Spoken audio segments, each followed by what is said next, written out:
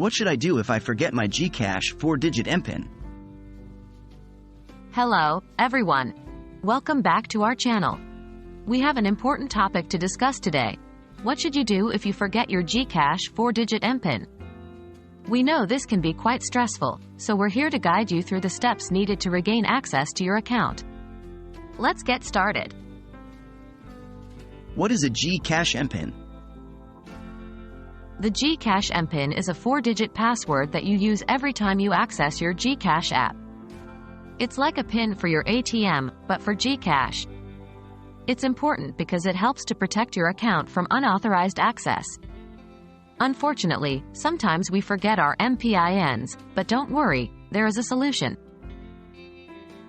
How to reset your GCash MPIN? If you've forgotten your MPIN, here's what you should do. Step 1. Open your GCash app. Step 2. On the login page, click on the Forgot MPIN link. Step 3. You'll be prompted to enter your GCash registered mobile number. Input the number and then click Next. Step 4. You'll then receive an SMS with a verification code. Enter the code in the field provided in the app, then click Next. Step 5. The app will now allow you to create a new MPIN. Choose a 4-digit combination that you can remember easily, but hard for others to guess. Once you've entered your new MPIN, click Submit. What if I can't reset my MPIN through the app?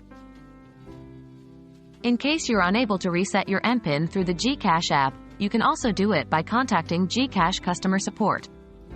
You can do this by dialing 2882 on your mobile phone or reaching out to them via their official social media pages. Remember to never share your MPIN with anyone, not even with the GCash support. So there you have it. Those are the steps you can follow if you ever forget your GCash MPIN. We hope you found this video helpful. As always, remember to keep your MPIN safe and secure. Until next time, stay safe and keep using GCash wisely.